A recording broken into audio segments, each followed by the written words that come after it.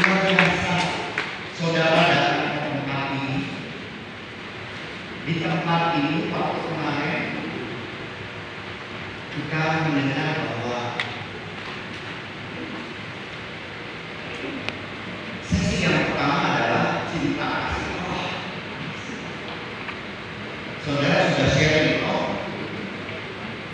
kenapa saudara ada di tempat ini? Ada yang bilang disuruh istri, ada yang bilang dirayu suami, ada yang bilang saya mau coba-coba mendengar apa itu seminar hidup dalam Roh Kudus. Ada yang merasa dibohongi, ada puji Tuhan.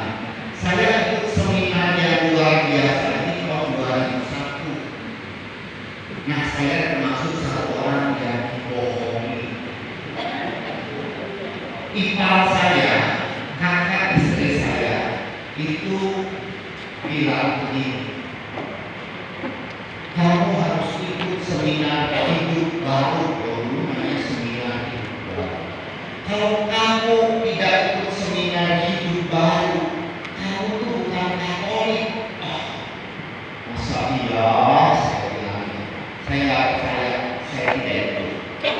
Dua kali dia bilang lagi, itu ada lagi seminar hidup baru. Saya bilang, saya tidak semua. Ketiga kali dia berbincang, dia bilang begini, saya udah daftarin kamu dan saya udah bayar seminar itu. Banyak yang enak dong. Nah, saat itulah ketika saudara dan saya menanggapi undangan Tuhan, saya percaya apa yang terjadi 24 tahun yang lalu pada saya, padahal di kantor itu ada pesta yang meriah, tapi ternyata saya pengen mendengar apa itu seminar hidup baru. Padahal hidup saya biasa-biasa saja. Kayaknya hidup baru itu menjadi satu tantangan dan akhirnya saya ikut walaupun sudah terlambat. Tapi Tuhan yang baik akhirnya mengubah hidup saya. Dan saya percaya hidup saudara yang ikut seminar ini yang pertama kali itu, wow, luar biasa. Saudara bukan hanya ikut, tapi saudara akan menerima hidup baru yang Tuhan janjikan. Amin. Amin. Nama saya adalah Hansiku. Saya berasal diutus sebagai pengajar dan pewarta dari PD Stella Fluid. Yang mengenalkan saya itu bukan paroki Fluid. Saya umat paroki dari paroki Meruya, gerejanya Maria Sumatera. Kenapa saya ikut melayani? Panjang ceritanya. Tapi karena rahmat Tuhan, ketika menerima seminar hidup baru, akhirnya saya melayani.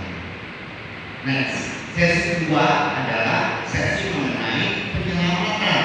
Kalau sesi pertama kita diajar bahwa kita tuh mencintai Tuhan. Sesi kedua, tokoh utamanya adalah Tuhan Yesus. Next. Sesi kedua itu adalah penyelamatan. Tuhan Yesus menyelamatkan saudara dan saya. Next.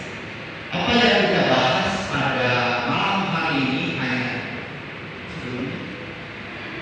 Yang pertama itu ada sesuatu yang tidak beres di dunia ini.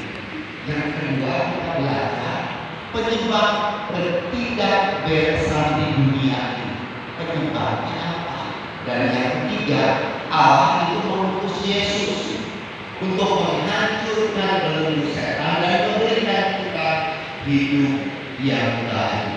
Yang keempat, kita harus ambil keputusan untuk menerima Yesus sebagai Tuhan dan Juru Selamat kita sebagai pribadi. Next, Kolose 1 ayat 13 sampai 14. Terus, mari kita bersama-sama membaca 3, 2, 1. Ia dari kuasa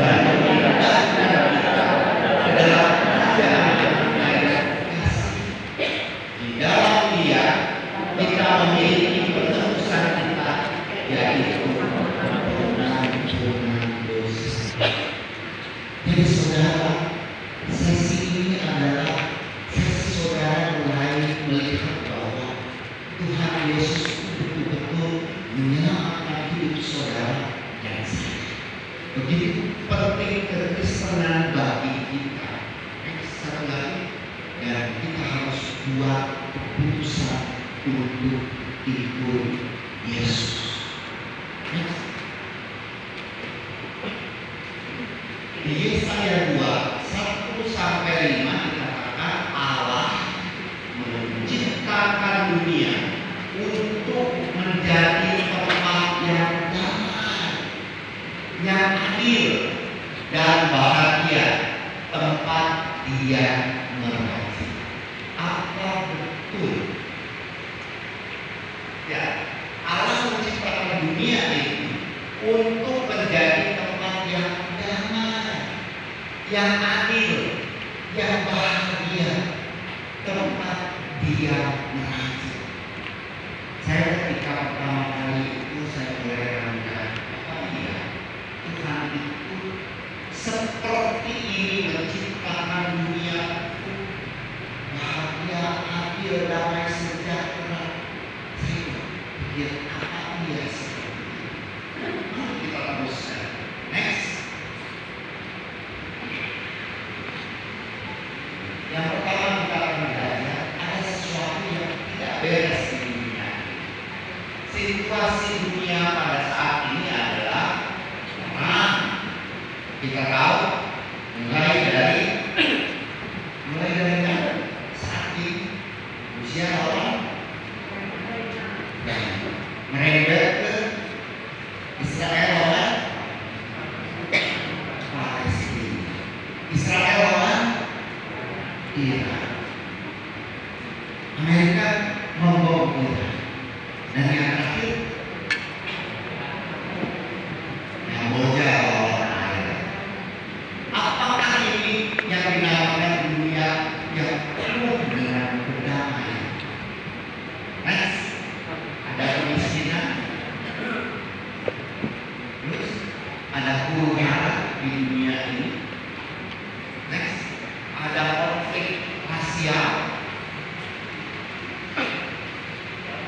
Inilah dunia yang kita hadapi saat ini, penuh dengan ketidakpastian, penuh dengan segala sesuatu yang buruk dan saudara.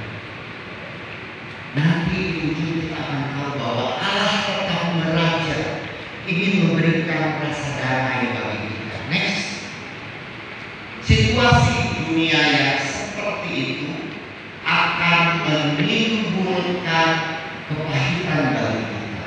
Kepahitan personal itu penderitaan, depresi, yang terlalu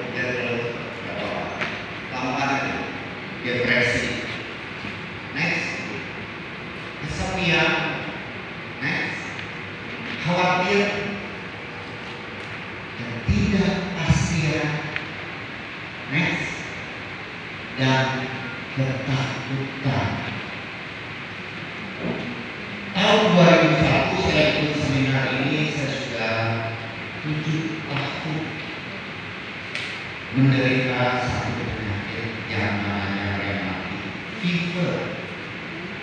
Rheumatic fever adalah satu jenis penyakit yang tidak bisa disembuhkan, dan penyakit itu agak menyebalkan karena Di setiap sendi saudara akan merasakan nyeri kalau tak minum obat. Lihat, ketika kita mulai sakit, kita mulai depresi. Ketika kita mulai depresi, kita mulai putus asa dan kehilangan pengharapan. 7 tahun saya berjuang, akhirnya ikut seminar ini. Waktu itu keadaan saya tidak lebih baik dari keadaan saudara. Lebih jelek. Kalau saudara memancarkan muka yang gembira, saya saat itu merasa putus asa, pengen mati. Istri sudah satu, anak sudah satu, tapi saya putus asa. Saya pengen mati, lebih baik mati daripada hidup. Tapi ketika saya mengikuti seminar ini, di sesi kedua ini saya mulai, ternyata Bapak saya pun mengasihi saya. Saya tidak pernah tahu bahwa Bapak itu di sesi 1 mengasihi saya. Dan ketika sesi 2 ini berakhir, saya mulai bilang, aduh terima kasih ya Tuhan Yesus. Tuhan Yesus itu mau menyelamatkan saya. Next. Harus ada sesuatu yang besar diperlukan untuk mengubah dunia ini. Yes. Yang kedua, penyebab ketidakberesan di dunia ini siapa? 1, setan.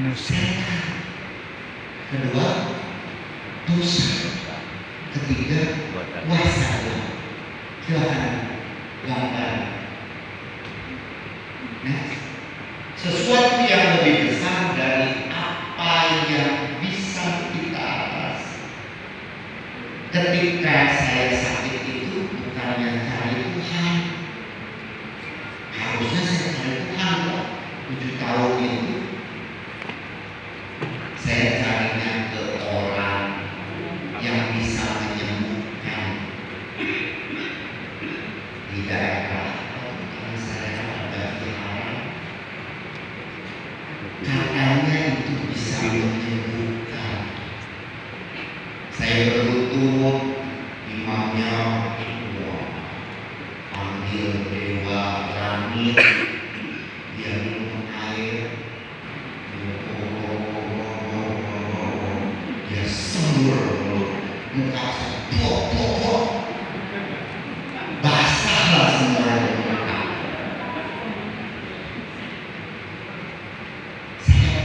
Saya sembuh. Enggak saudara, pulang-pulang berantem sama istri saya. Kamu sih, bukannya saya sembuh, saya basah begini, disemur-semur lagi sama Bapak.